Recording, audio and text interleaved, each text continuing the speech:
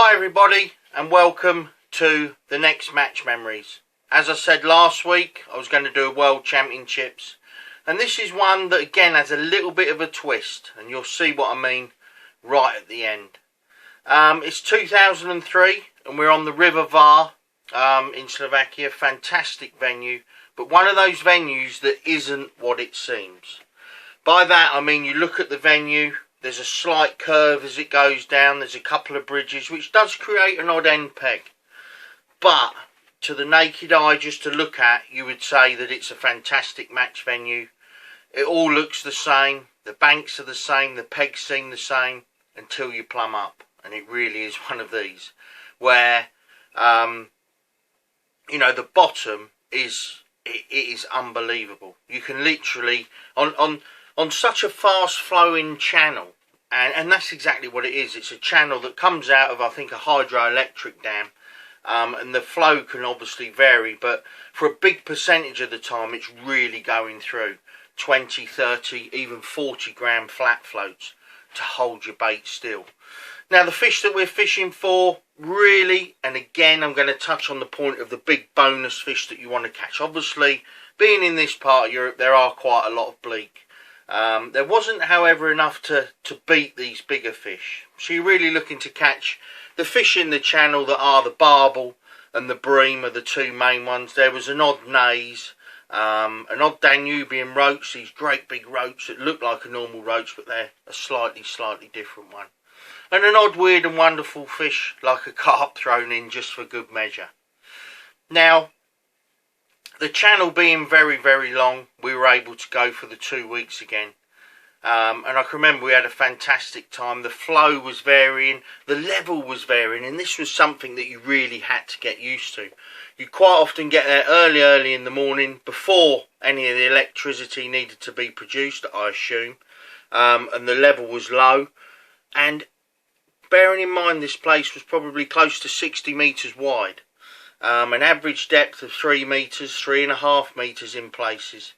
The level would literally, you could just watch it coming up the rocks, and it was a little bit scary really, because if you set up in the wrong place, your platform, your box, your side trays and everything, obviously you could be in trouble. And there was one particular practice session where Bob, the water came up and up and up, and Bob was just fishing and fishing. It eventually got, remember when we used to be sponsored, Drennan Team England, and we used to have the sponsorship of matchboxes, and there was literally about 2 inches of the top of Bob's box sticking out with him sat on it, still catching fish.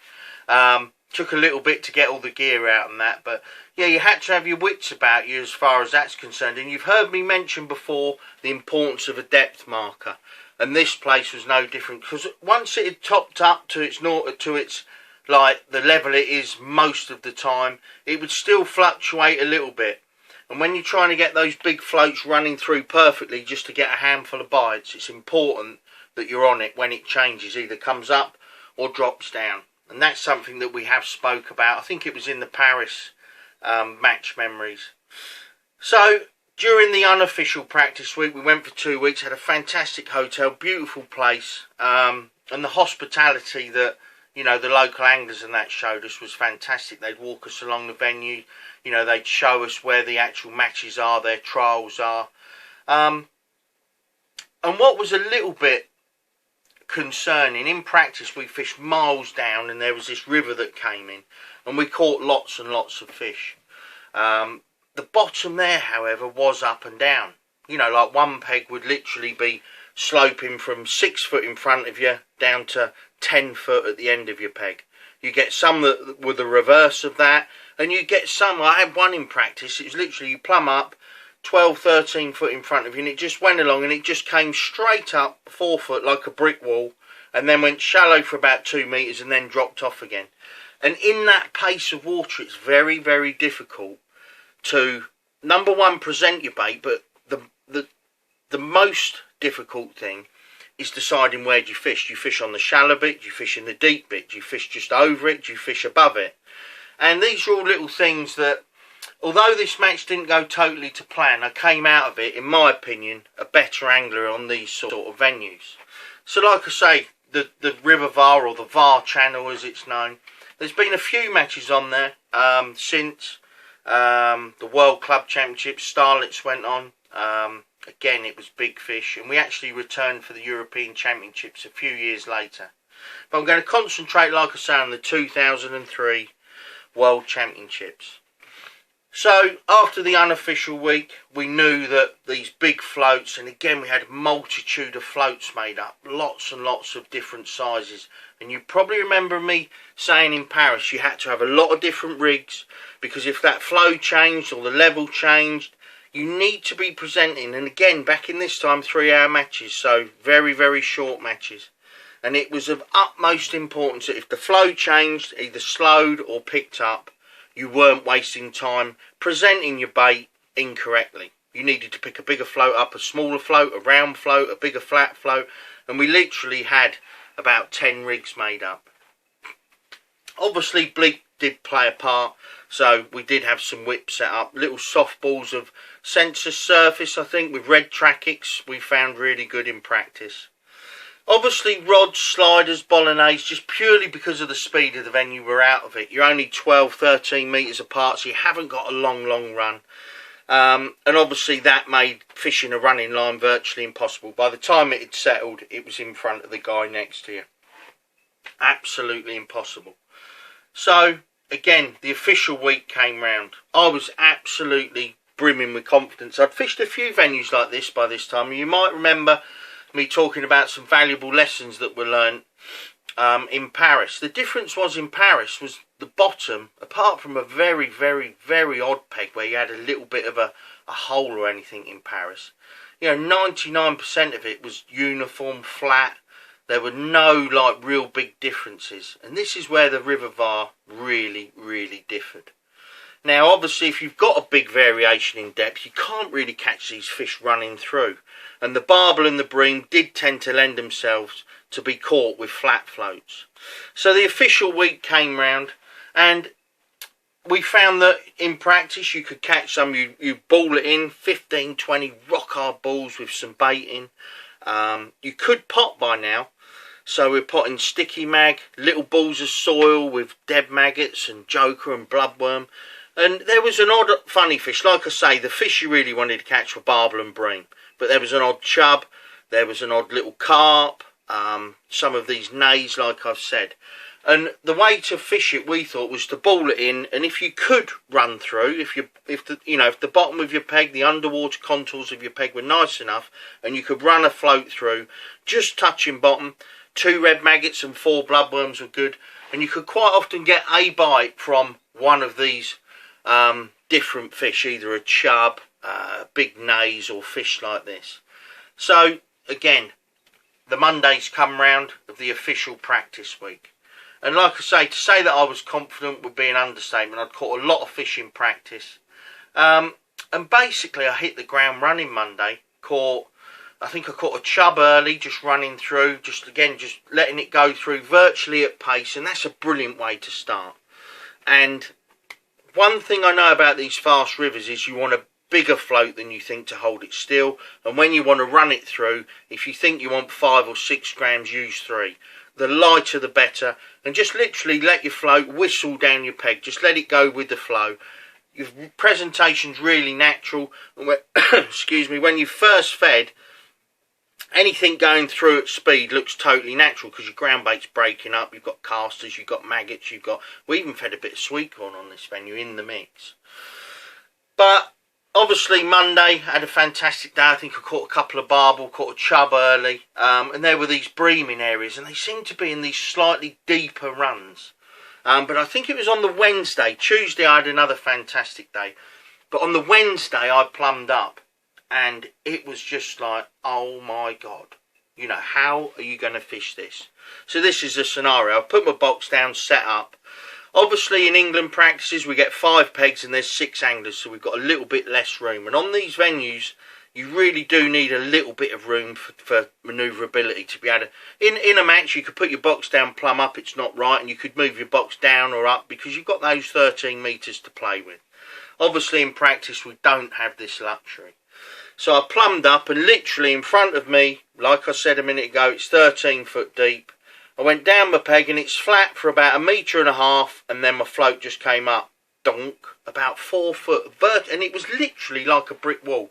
And how it had stayed this pronounced in this amount of flow hitting it, I don't know. It must have been a rock. It must have been something substantial that wasn't going to erode in the flow. It certainly wasn't gravel or soil or something like this. It was a proper structure, so to speak. And you literally, for about 4 to 5 foot, it was flat, and then it just went down the other side. Now, obviously, I'm faced with a scenario of, right, I've got 3 choices now.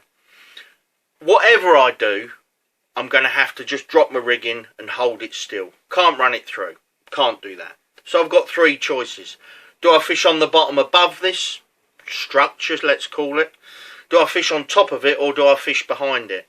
Now, I've come to learn quite a few things on this river fishing. Having been faced with a few, let's say, difficult pegs, hard to understand pegs, where to fish, and having made the wrong decision a few times, you know, and I always remember what Alan said to me when I first started, right the way back in 1998. And he said to me, one of the best ways to find out how to do it right is to do it wrong. Do it wrong, and if you analyse it properly, you'll come up with the answer, the code of how to do it dead right. And the one thing I've learned on these pegs, when you've got a big variation, a sudden change in depth on these fast venues, is where to fish. And for me, for the big fish, it's always above it. Now, the reason for this is quite simple. Past it, yes, they could be hiding in that, but when you fish above it and you've got that almost like a wall, any bait coming down is literally going to hit that and just fall down.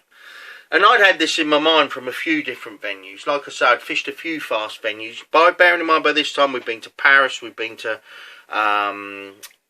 Toledo in Spain, and I've been lucky enough to go away with John Desk and the Sensors team a few times in November and fish these fast rivers and been faced exactly. I remember once on the River Váh in Luxembourg, again I had exactly the same, and I made the wrong decision. I fished past it and it was the wrong place. The fish just weren't there. So anyway, luckily this day on the Wednesday, and again we're trying to get in the team, you know, the pressure's on, you want to do well. So immediately, and again, this is something that all you budding top match anglers need to do. Something that I struggled to do for a long time. But you need to be able to change your tactics, change what you've got in your mind, what you want to do, on the drop of a hat. You plumb up. Obviously, the Monday and the Tuesday, I think I'd won the sessions. Running the float through, catching bream, catching odd chub, and then at the end just holding a big flat float and catching a couple of barbel. Now obviously, because of this structure in my peg, this hump so to speak, I wasn't going to be able to run it through. So immediately I had to change my thinking. Immediately I had to change, you know, the whole approach to it. And it's not easy. It's easy when you sat there on your own for a pleasure session and it doesn't matter. You know, but when you've got 50, 60, 100 people behind you, you've got the England management, you know, scrutinising you and watching every single movement you make. You know, the pressure's on not only to make the right decisions, you know, but ultimately, you know, catch some fish from a difficult peg. And let me tell you, when you get it right, that sense of achievement of catching fish from a peg that you know some people might not have caught from, you know, it is worthwhile. So anyway, I made the decision what I was going to do. Instead of balling it slightly downstream, I was going to ball it right in front of me. That way it's going to come down just to upstream of where this underwater structure was. I was going to pot some sticky mag, and I was really going to be positive and try and catch some big fish, bream, barbel. But just to cover myself, what I did was I mixed up more bleak ground bait, set up more whips, spent more time getting everything dead right from a bleak fishing, because I did know in the back of my mind that sometimes these pegs don't hold any fish. The fish stay away from them. Sometimes they're brilliant, but sometimes the fish stay away. And what I wanted to do was have a backup plan. Obviously, my running through rigs have gone out the window. I'm literally going to just anchor it in above this structure and go from there. But cut a long story short, caught quite a few barbel and bream, and it turned out to be probably the best peg along the match length. And there'll be a story again to this. I'll remind you about this particular peg. You had like a hut opposite, a white hut, and it had like a big yellow electricity sticker on it. But I'll remind you about that at the end of this story. So like I say, I've still got all the clippings and that from my father. We had a fantastic 2 weeks practice, and it's the only week that I've really done it, and I think I won every trial from Monday to Friday. So you can imagine confidence now is at an all-time high. Now there was one little bit in E section, I think it was about between pegs 8 and 15, where the river came up and you could see the bottom all the way across. It was 5 foot deep, and this was like a really, really hard area. So, you know, there hadn't been much caught there in practice, certainly no big fish, a few bleak, but not many. But either end of the section, and bearing in mind these are big sections, 30 odd pegs, they're not split in half. So you can imagine my dismay Saturday morning when Mark came up to me and said I was on E12. To say that my chin hit the floor, because I knew exactly, you know, what that was. I was going to be faced with 5 foot of water, gin clear, could see like the glow of the gravel. Although the bottom was clean and that, there was just no decent fish there. So, you know, the confidence, you know, you can only be so confident when you know as an angler that, you know, hang on a minute, these barbel and bream, they're just not there. You know, if they were there, you would virtually see them on your bait. Cut a long story short, I was next to the French lad, Christophe Gazmoir, fantastic angler, doesn't actually fish anymore, and he just targeted the bleak and caught just under 4 kilos, finishing about 11th in the section. Again, because confidence levels were high for me, I tended to, you know, I wanted to try and catch some big fish. I did catch a decent 2.5, 3 pound barbel towards the end, but I actually finished 21st in my section, which, you know, was the worst result I'd had for England at this point. I was absolutely gutted.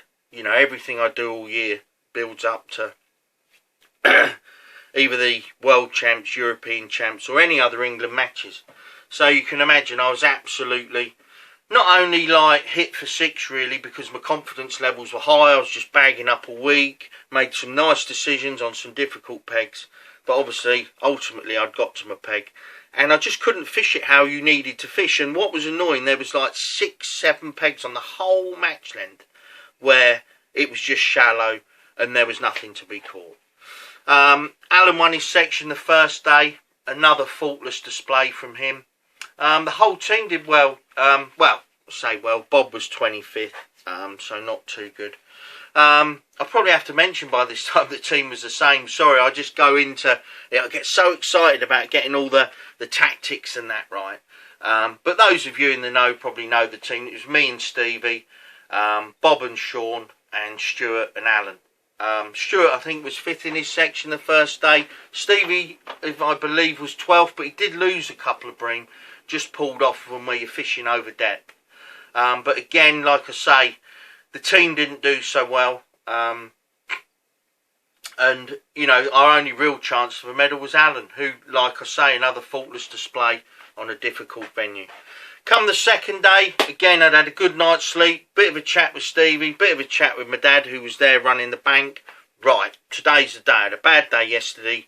Let's go for it. Let's, you know, like, draw a peg and, you know, show people that yesterday it was just because it was shallow. Again, when the team numbers came back, E9. So 3 pegs above where I was the day before. Right in the shallows, not going to catch hardly anything. I did fish for bleak a lot more. I caught one very small barbel, about a pound. Ended up with, I think, about 2.5, 3 kilo. 18th in my section. And, you know, that was the first real time in my international career where it was just like, oh my God, you know, is this worth it? Is it, you know, what a, you know, double whammy kick in the teeth that was.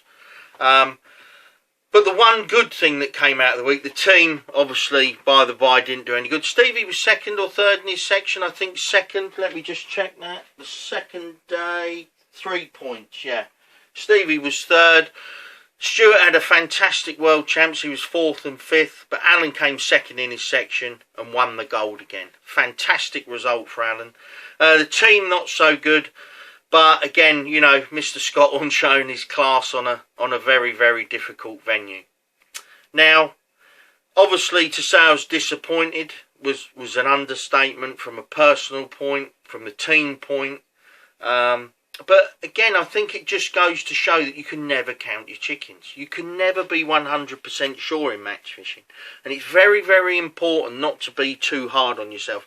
Right back then, you know, like when I was in my late 20s and that, I literally just couldn't sleep, just beating yourself up, wondering what you'd done wrong. And when you analyse it, I hadn't done anything wrong. The only thing that had been wrong was the pegs. Don't like to blame my pegs, really. I like to analyse it, and I want to learn. I want to admit when I've gone wrong. I want to admit when I've done it wrong. But also, it's important not to be too hard on yourself when your pegs haven't really given you a chance. So that's just something to remember. A couple of little things I want to touch on.